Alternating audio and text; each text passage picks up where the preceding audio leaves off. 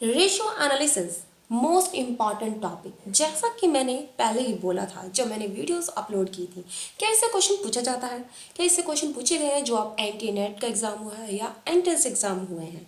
कैसा क्वेश्चन पूछा जाता है? क्या सिर्फ हमें इसकी टाइप जान लेना इनफ है, या सिर्फ इसके फॉर्मूले 10 मिनट में रट लें वो इनफ है, या फिर हमें 100-200 क्वेश्चन की प्रैक्टिस करनी होगी? न्यूमेरिकल इजी पूछा जाता है या लेंथी पूछा जाता है? क्या हमारे पास इनफ टाइम होगा कि हम एग्जाम में सॉल्व कर पाएँ, जो कि ऑब्जेक्टिव एग्जाम है जहाँ पे ऑप्शन वाले क्वेश्चन होते हैं जिनके लिए 1-2 मिनट ही हमें मिलते हैं? क्या हमें इस क्वेश्चन की प्रैक्टिस करनी होगी?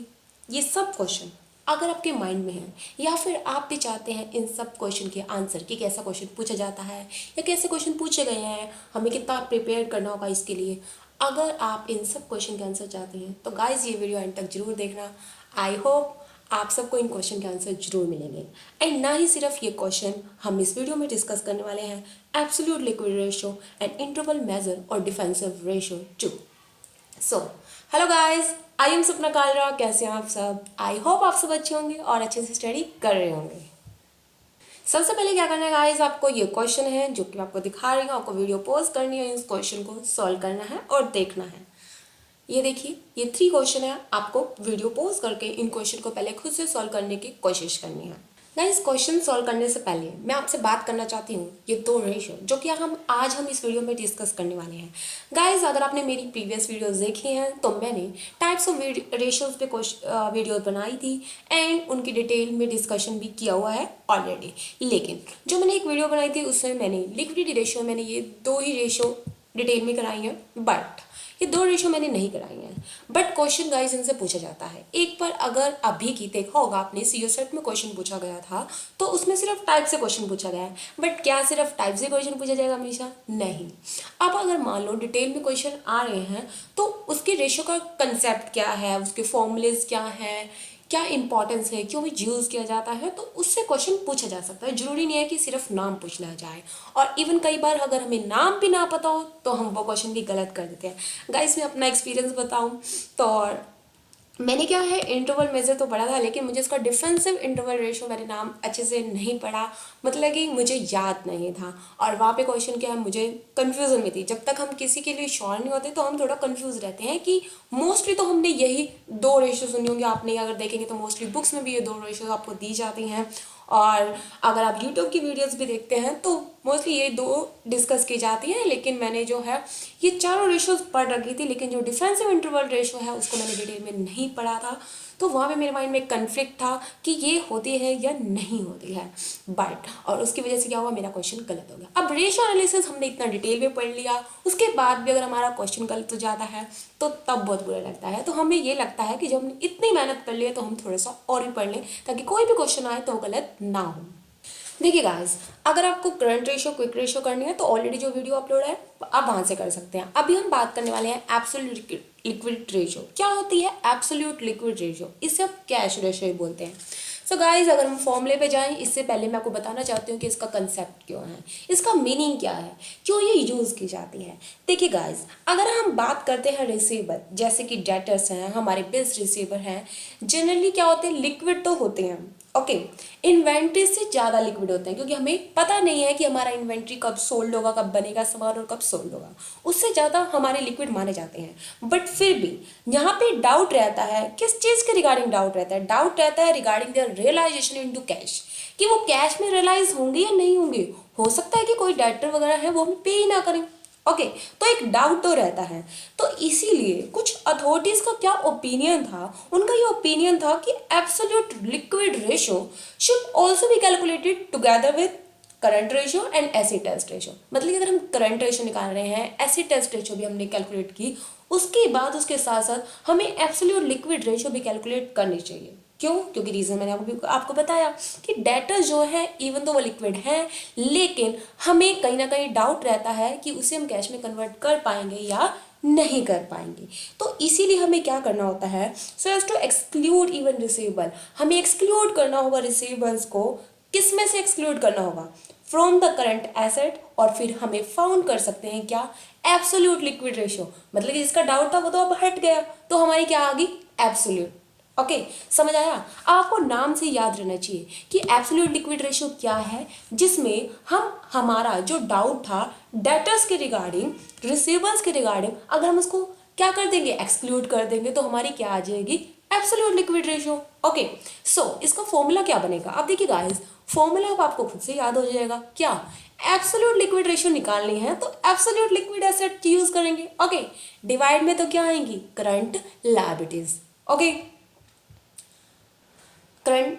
अब हम कैश रेशियो की बात करें तो क्या है, cash and bank plus short term securities divide by current liabilities. अब गाइस, यहां से भी क्वेश्चन पूछा जा सकता है क्या, कि एक्सेप्टेबल नॉर्म क्या होगा। ओके, पहले मैं आपको ये बता देती हूँ कि जो हम एब्सोल्यूट लिक्विड एसेट निकालेंगे तो उसमें हम क्या क्या ऐड करेंगे, उसमें हम ऐड करेंगे cash in hand, cash at bank, marketable securities and temporary investment.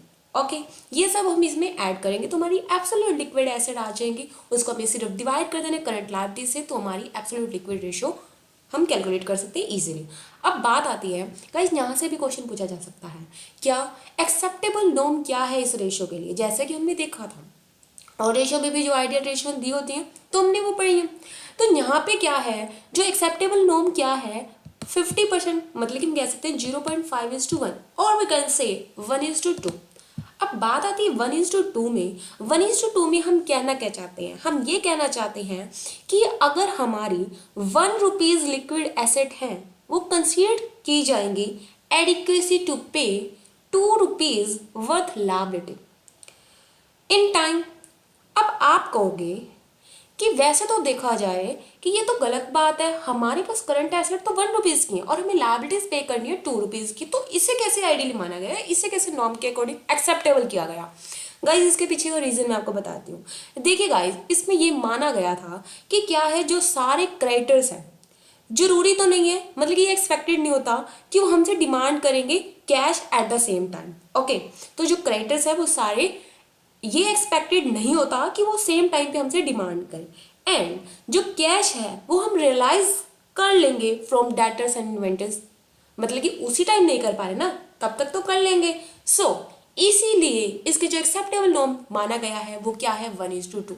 Guys, ये ध्यान रखना। ओके, अब नेक्स्ट हम बात करते हैं इंटरवल मेजर और डिफेंसिव इंटरवल रेशियो। अब गाइस, मैंने इनके क्वेश्चन ऐड नहीं किए हैं, अगर मैं क्वेश्चन ऐड करती तो थोड़ी लंबी वीडियो जाती। क्वेश्चन पे हम जो इनसे रिलेटेड क्वेश्चन होंगे उसमें अलग से वीडियो बना दूंगी अगर आप चाहते होंगे तो। ओके, सो देखिए, इंटरवल मेजर और डिफेंसिव इंटरवल रेशियो क्या होता है। In addition to the comparison of current और liquid asset to current liabilities. अभी हमने देखा, सब में हमने कंपैरिजन किया करंट का, लिक्विड एसेट का, करंट लायबिलिटीज है। तो जो लिक्विडिटी पोजीशन है ऑफ ए फर्म में ऑल्सो भी एग्जामिन, हम किस लिए कर रहे हैं, उनकी लिक्विडिटी पोजीशन एग्जामिन करने के लिए तो कर रहे हैं सब। कहते हैं हमें मेजर करनी चाहिए whether the liquid asset are sufficient related to the firm's daily cash requirement for operating expenses. क्या वो सफिशिएंट है relative to the firm's daily cash requirement, किसके लिए, for operating expenses. Operating expenses कौन से होते हैं, बिजनेस को ऑपरेट करने के जो एक्सपेंसेस।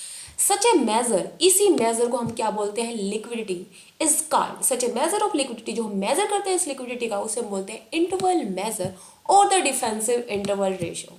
ओके, क्या होता है इसका फॉर्मूला, देखिए इंटरवल मेजर का फॉर्मूला क्या होगा, क्विक और लिक्विड एसिड। सबसे पहले तो वही लिक्विड एसिड लेंगे, फिर हम क्या देखेंगे, हम ऑपरेटिंग एक्सपेंसेस की बात कर रहे हैं तो हम क्या लेंगे, average daily cash operating expenses, कि हमारे एक्सपेंसेस कितने हैं। ओके, अब यहाँ पे लिक्विड एसेट हमारी क्या होंगी, cash plus short term securities plus receiver. अगर हम बात करते हैं average daily operating expenses, business को ऑपरेट करने के एक्सपेंसेस कौन से होते हैं, उनका हमने एवरेज निकालना है। क्या होते हैं, cost of goods sold, administration and office expenses, selling and distribution expenses. अब ये ध्यान रखना इसमें से लेस करना है हमें, depreciation and other non cash expenses. Okay, अब हम इसको डिवाइड कर देंगे number of days in a year, क्योंकि हमें क्या निकालना है, एवरेज डेली के निकालने हैं। ओके, सो हमें क्या करना होगा, डिवाइड करना होगा नंबर ऑफ डेज से।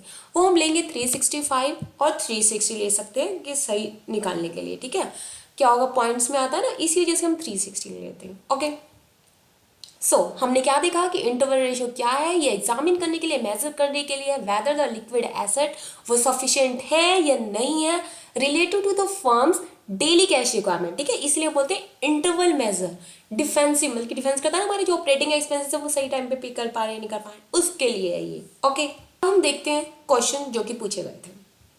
अब देखिए गाइस, ये जो क्वेश्चन है ये मैंने खुद से ऐड नहीं किया है, ये क्वेश्चन पूछे गए थे 2020 में। ओके, जैसा कि आप देख सकते हैं ये क्वेश्चन जो है मैंने आपको भी दिखाए थे क्वेश्चन, ये क्वेश्चन पूछा गया था सीयू सेट 2020 में। क्या क्वेश्चन था? Which of the following comes under liquidity ratio.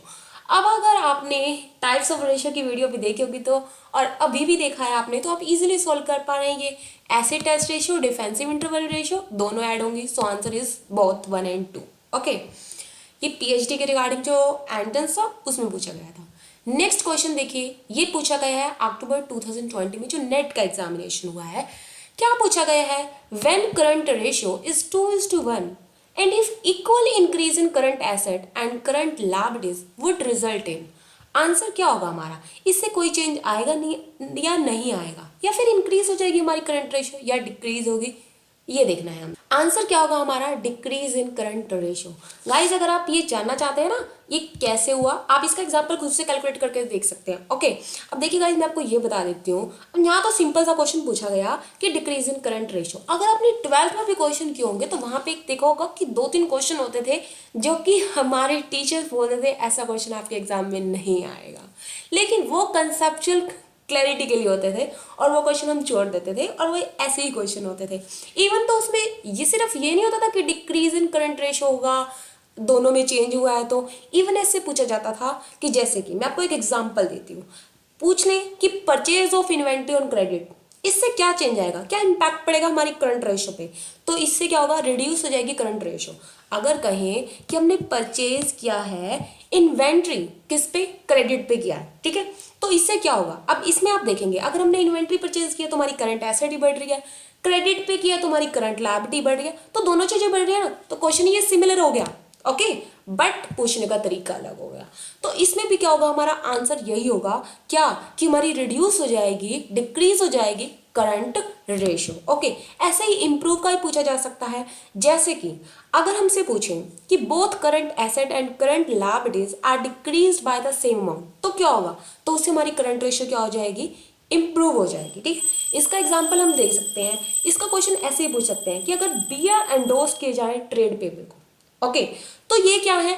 ये क्वेश्चन ऐसे ही पूछे जा सकते हैं। सिर्फ ये नहीं, सिर्फ यही याद नहीं रखना आपको, तो आपको कंसेप्चुअल क्लैरिटी होनी चाहिए, आपको पता होना चाहिए कि किसका इम्पैक्ट कहाँ पड़ रहा है। अब वही क्वेश्चन जैसे मैंने आपसे अभी पूछा तो वैसे भी पूछा जा सकता है। ओके, सो गाइज, आपको ये समझ आया ये क्वेश्चन देख के क्या है कि हो सकता है सिर्फ टाइप से अगर क्वेश्चन पूछ रहे हैं तो वो थोड़ा घुमा के क्या करेंगे, उसके अदर नेम्स पूछेंगे जो कि यूजुअली नहीं दिए जाते हैं कुछ बुक्स में या अच्छे से नहीं पढ़े होते हैं, तो उसमें घुमा सकते हैं। या फिर आपसे ऐसा कंसेप्चुअल क्लैरिटी का बिल्कुल इजी क्वेश्चन माना जाएगा। वैसे ही अगर इसको थोड़ा सा घुमाना चाहेंगे तो आपको ऐसे एग्जांपल दे देंगे कि अगर ऐसे करंट एसेट ली है जैसे कि मैंने अभी आपको एग्जांपल दिया, ओके, वैसे पूछा जा सकता है। या फिर एक और क्वेश्चन जैसे कि ये बहुत ईजी क्वेश्चन है, अब आपसे ये पूछेगा, इस क्वेश्चन को आपको खुद सॉल्व करना है और कमेंट बॉक्स में आंसर इसका जरूर मेंशन करना है। मैं नेक्स्ट वीडियो में इस क्वेश्चन को डिस्कस करूंगी।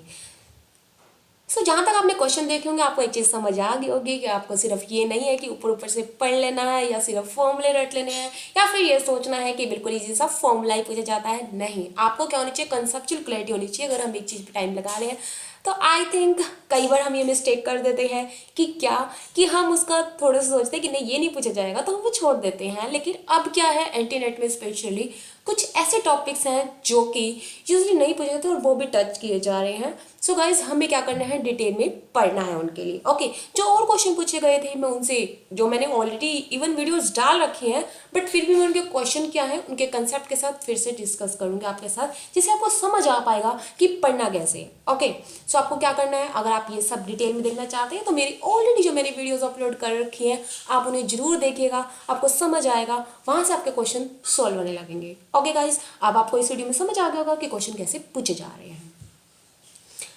सो गाइस, कैसी लगी आपको ये वीडियो? ये कमेंट बॉक्स में लिख के जरूर बताना। वीडियो पसंद आती तो लाइक जरूर करना और अपने फ्रेंड्स के साथ शेयर करना एंड चैनल को सब्सक्राइब करना मत भूलना एंड बेल आइकन को प्रेस कर देना जिससे कि आपको नोटिफिकेशन मिल जाए और आप मेरे साथ न्यू टॉपिक सीख सकें। सो गाइस, मिलते हैं नेक्स्ट वीडियो में, तब तक के लिए take care, keep learning, keep smiling. Thank you so much.